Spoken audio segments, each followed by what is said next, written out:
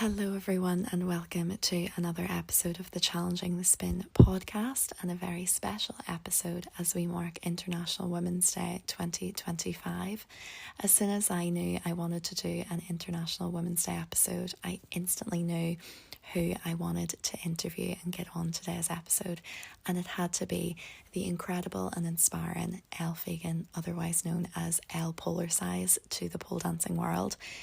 Elle is just a remarkable woman and so inspiring to me in my own pole journey, but to so many other women across Northern Ireland, Ireland and beyond. And she just has an incredible journey and an incredible story to tell, and I just wanted to give her the space to do that and to inspire so many other women this International Women's Day. So for those that don't know Elle opened Ireland's first ever purpose-built pole studio, Polercise, in Belfast in 2005. So she's really been a trailblazer in bringing pole dancing to the island of Ireland and Northern Ireland. In her early days, she's even travelled across the water. She's delivered workshops as far as the likes of Barcelona, Argentina, Australia.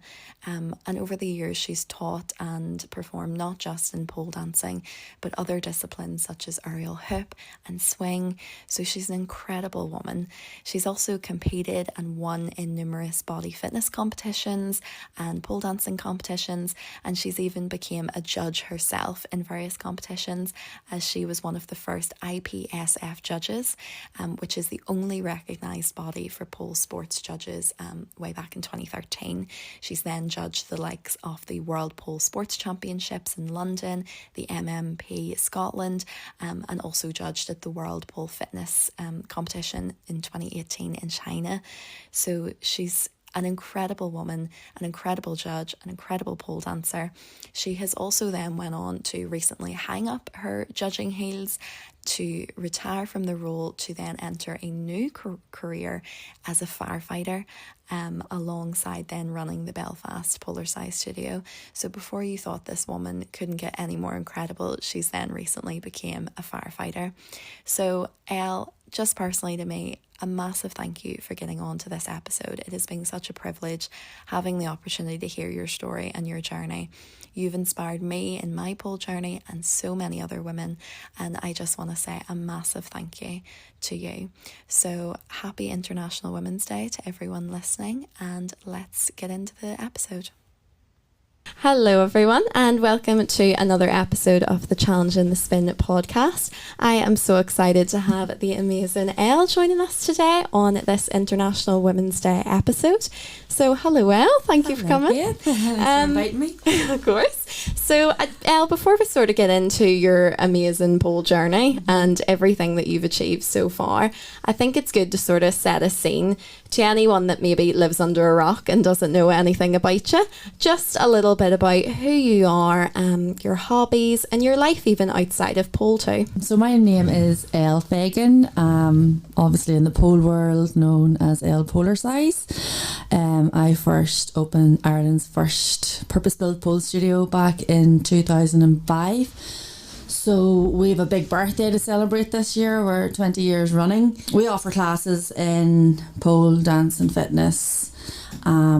So whether that be you're into the more gymnastic, strength, tricks, combo side of pole, or you prefer more low flow dance routines, and we cater to both of those. We also offer aerial, hoop and also hammock. We do flexibility classes and yoga and strength and conditioning, just general strength and conditioning and mobility. So there's something there for everybody. We also do hen parties, stags, and those are a bit of fun. You come in with a group of friends, you'll have a little bubbly reception, we play some party games, and then you'll go on to your dance. We'll teach you a little dance routine to either be it pole, burlesque, cheerleading, Beyonce, dirty dancing, flash dance, Irish dance. We do any kind of dance theme you maybe have in mind. We try to accommodate to that, and also offer life drawing parties. So that's just a kind of fun alternative that we offer, as opposed to you maybe hanging out at your friends or going to the pub or whatever. So the studio itself is an all-inclusive environment. We offer a safe space for people just to kind of come and train without judgment, and it's really just somewhere where they can grow and develop as a person. What am I into besides size pole. Mountains, climbing mountains, walking my dog, the usual stuff like that. When I was younger, I played a lot of sport, played a bit of camogie, I ran for the community games and things like that. So I'm always kind of a pretty active person. And on the side of being a pole studio owner, I am now also a whole-time firefighter, which was kind of a lifelong dream of mine to do as well. So it was a late start to that. I'm only 2 years in that role. So that's kind of me wrapped up. And I also like to socialise quite a lot. But that comes, I think, with being a studio owner and meeting lots of people over the years as well. So, yeah. Amazing. Love it. And we'll definitely get to the firefighting journey and everything. But yeah, you really summed up Polercise perfectly there and how inclusive the space is. And you've something for everyone at Polercise. Of course, Polercise started in 2005. It opened then. So what was sort of going on in your life that then led up to sort of you starting, you know, taking that risk in 2005 to open your own studio, which was a big thing, especially in Northern Ireland and Ireland, to do something like that? Yeah. So as I say, when I was younger, I was quite into sport and activity, and being a child of the 80s, we spent a lot of time outdoors, running across fields and parks and climbing trees and hanging off branches and swinging off gates and all sorts. So I really was quite academically challenged and probably still am to this day. I'm not very keen on numbers and words and comprehension and all the rest of it, and didn't really enjoy school. So when it came to kind of careers day at school, I hadn't a clue what I was going to tell my careers advisor what I wanted to be when I grew up. Now, up until this, I was picking spuds, I suppose, as 8 years of age. I had babysitting job at 11. I worked in my local chippy and local shop. I did a bit of waitressing. So yeah, I hadn't a clue really what I wanted to do. So my sister put the notion in my head about being a firefighter. So that really sparked me, and I kind of held on to that little idea. So went on anyway to Leary Tech. I did a GMVQ in leisure and tourism. I then went to Belfast, where I was to do a BTEC in, I think it was tourism as well. But I lasted 2 weeks doing that because I was partying a wee bit too hard. As you should. I ended up dropping out of that course, but I still wanted to stay in Belfast and have the whole experience. So I worked for Thornton's Chocolate Heaven since 1911. Gosh, I still remember their brand. Love it. I was assistant manager there for part of the time, and then also the fire service came up at that stage too, so I applied for it then, and completely oblivious to the process, I failed my physical, the fitness test as it's called, and my mum was like, right, you need to have something to fall back on. So I decided I'd go to university properly this time and do a degree in fire safety.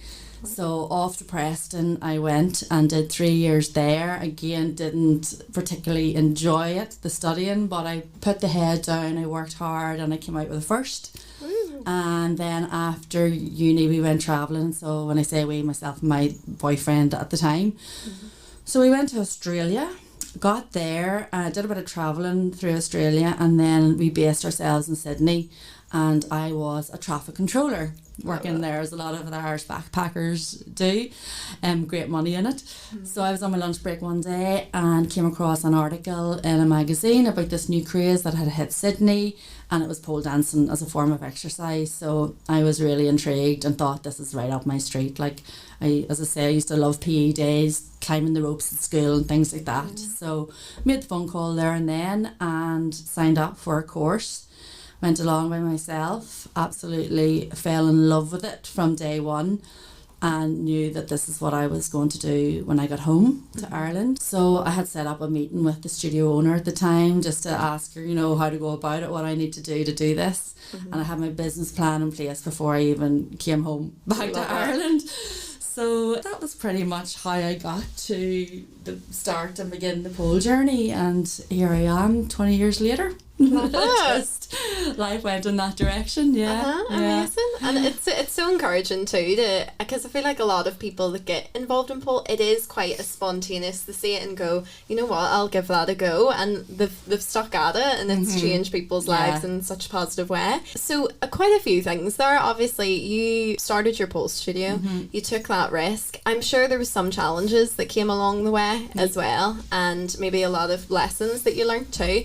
So what were were some of those challenges, and how did you really overcome them? Not only just in a business owner world, but also the world of, you know, the misconceptions of pole dancing and bringing that to Northern Ireland, which, because we're quite small, I think sometimes we're a wee bit far behind in some things too. So how did you really overcome those things? Yeah, so I think with any new business idea, we all kind of face the same challenges, whether they be like financial, or if you're going to have the support of your friends and family, maybe logistics and location and where you're going to set up and things like that. Obviously, when I first started, I came home from Australia and I put my pole up in my brother's garage because I didn't want to tell my parents what I was doing at the time. Wow. Because there was this stigma attached to it. So I didn't know how it was going to go down. But at the time it was becoming quite popular in England and there were magazine articles about it, so I would have like left the article open around the home because I still live with my parents at the time, so I would have left the page open, you know, hoping that my mum would maybe read it. Some subtle moves there. Some subtle moves, so I could break the ice that way. So I trained a bit in my brother's garage. I went back and forth to England because obviously there was nowhere here that did it, to get some one-on-one training, and I ordered every DVD that there was because really there was no Instagram or any sort of YouTube was just coming out at the time. Every DVD going that I could get my hands on and pull, so it was self-taught pretty much, bar the 12 weeks that I did in Sydney before I had to move on. So I ended up anyway telling my parents about it and this crazy idea that I wanted to do, and well, obviously my mother thought I was crazy and that this was just going to be a fad, and you know. But I went ahead with it anyway and searched for premises, and I thought Belfast was going to be the best option for me, having spent some time in Belfast during those 2 years, and my sister living in Belfast, and obviously it's a bigger catchment area and all the rest of it. I decided to go with Belfast. And then you have the thoughts of, well, do I buy or do I rent property, you know, because this might just be a phase.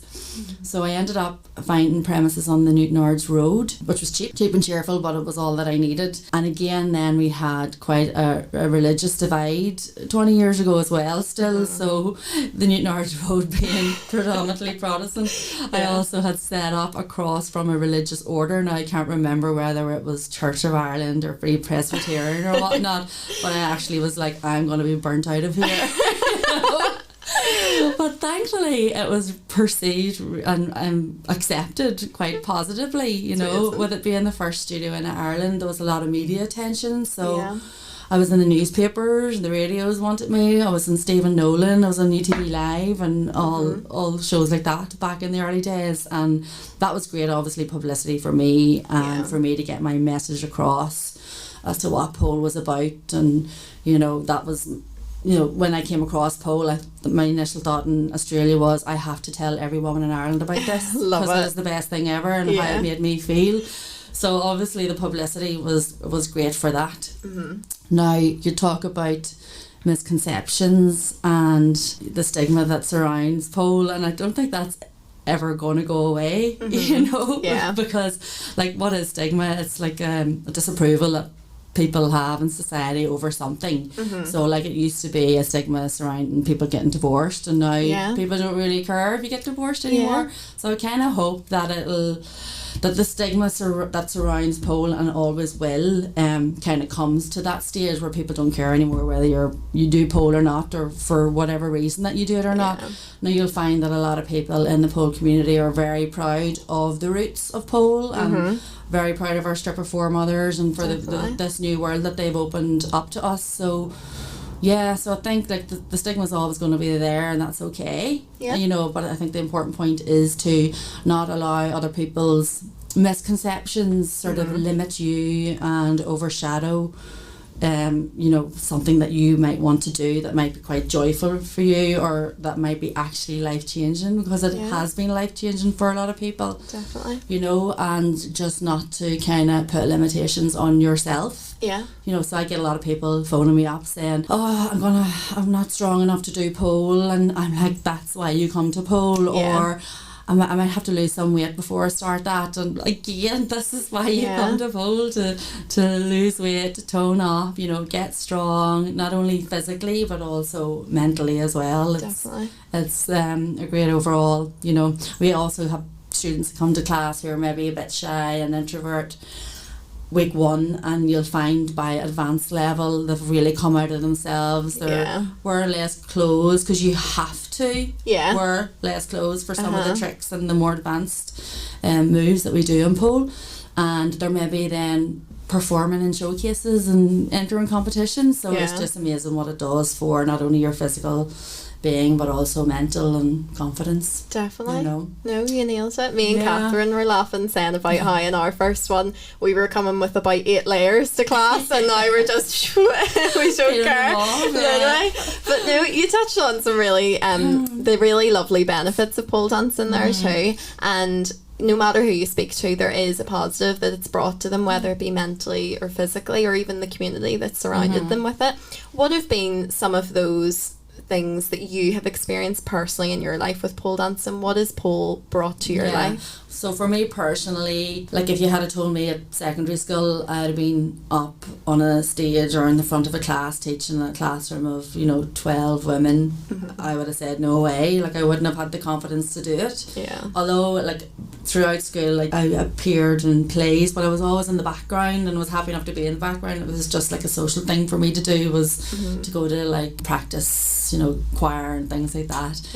But I hated the thought of getting like a main part or a speaking part or anything like that. So definitely for me, confidence building, growing as a person, it has opened up a whole new world. It's opened up my mind as well to be more open-minded towards people. I've met some amazing people over the years as well who have become friends. It has allowed me to travel the world, both like taking part in workshops, also delivering workshops and judging pole competitions, and it also has given me a lot of time freedom too, just being your own boss. You can kind of manage your time a wee bit better as to whatever suits you. So and in that free time I've done a lot of stuff like charity work as well over the years, and I've set myself charity challenges that I've been able to complete and raise lots of money for. So it's been overall very positive. Definitely. And I'd love to hear more about those sort of the charity events and what has been your memorable moments in your journey so far. It's been so much over 20 years. I don't know if there's really any one that sticks out over the other. I had 5 studios at one point, so as I say, we opened up in Belfast, then very quickly I opened a studio in Derry, then it was Letterkenny and Dundalk and Omagh and Banbridge. So I was kind of covering the whole of the north because my aim was to get the word of pole out as quickly as possible to as many people as possible. So thankfully pole still remains and is thriving in those areas, but the studios are now owned by other people and instructors. So taking all that into consideration, the vast area that I covered, I was constantly on the road. Like if I wasn't managing the studios and going around, we were putting on shows, putting on events. I was dancing at events, be it birthdays and weddings and club nights, and it was a constant, hamster wheel moment. So it did come to a point where I had to like take a break, step down and let go of a few and pass them on, but thankfully, as I say, they're still going in the areas. So we had lots of shows that happened over the years that were all quite fun. Again, I mentioned travelling to competitions all over the world, taking workshops. They were always quite fun. Then we hosted and organised a Guinness Book of Records, so we've got 2 attempts at that, so that was quite a fun thing to do as well. Right down to, as I said, the charity events and the showcases that we ran as well. They weren't always showcases, but we would have like walked the mountain with a pole and raised money that way and put the pole up on the top of the mountain and stuff like that. And down to even just hen parties and the people that you meet at the hen parties and the crack that you have at the hen parties. Like I remember back in the early days, it was one of the first hen parties I had, and I was still quite reserved whenever I first started teaching pole. And I had turned around and there was, I think she was the granny of the hen party. She was standing in her bra and knickers, and I was like, what the heck just happened there? Pole does to you. She was just like stripped off right down. So God, there's too many memorable moments to kind of pinpoint which was the best. It is, and it's all the big moments and the small ones that mean so much too, and all the people you meet. And I love I feel like in Northern Ireland we're very humble and don't really want to talk about our achievements, and I love when you see or when you post on Instagram like the Guinness Book of Record one. I didn't know that, and then you just there's another achievement. I love it. But no, so yes, some amazing achievements over the past 20 years now since come to Northern Ireland, which is amazing. What then do you see sort of looking forward now ahead of the pole community and pole dance in general in Northern Ireland, and even in your own personal pole journey? What do you want to achieve going forward? Well, I think that being 20 years now, we're kind of in our golden era. The Polercise studio itself, you know, we're well established, we've achieved so much, and we're kind of happy and content and prosperous, you know. So but pole in Northern Ireland as a whole is obviously growing massively, with studios opening left, right and centre, and instructor courses being ran and all the rest of it, and people who have probably private studios at home that we, you know, don't even know about. So it is forever growing and will continue to grow and probably become more mainstream in gyms as well. I think we'll see too. I think that is all down to as well with pole being in mainstream, like talent competitions like Britain's Got Talent. I think the pandemic really helped pole as well, because we had to be more creative about how we were going to exercise, because you couldn't get out to your gym. So I found that people were buying poles online for their house, and a lot of the worldwide well-known pole instructors were starting to give classes online, so they were more accessible as well. So obviously, like, those people who had never poled before were now poling and posting on their social media and reaching, you know, their friends and family. So definitely, so it's just getting bigger and better. I love it. I know. And that's one of the things I love about you and Polercise, is that you're so supportive of that growth too, and you don't gatekeep pole to it's just Polercise's thing. Whenever there's a new studio or a new instructor, you're always encouraging them and posting them. So I just, well, you have to, because that was what my aim was from day one, is getting pole out to every woman in the country. You all have to try it at some point. So more studios open is getting the word out there, you know. So and we've won. The most recent studio is Danny, who back in 2016 picked one of our cards off the floor of the University of Ulster. So 2016 was the first University of Ulster Pole Society that was up and running, and she joined us then, and she did pole with me first, and then went on to do aerial, and now she's opening up her own place, you know. So that's how life changing it can be, you know. That's amazing to hear. I love those stories. I love that. So just a quick pause on this episode to give a very massive thank you to our sponsors of this podcast today, which is Dragonfly. So if you're not sure of what Dragonfly is, it is a brand with a dragonfly symbol that combines the beauty of sports with perfect clothing. Dragonfly lives for quality sportswear and maximum exercise experience, and its main focus is of course on its pole dance clothing, which is why it is very kindly the sponsor of this episode.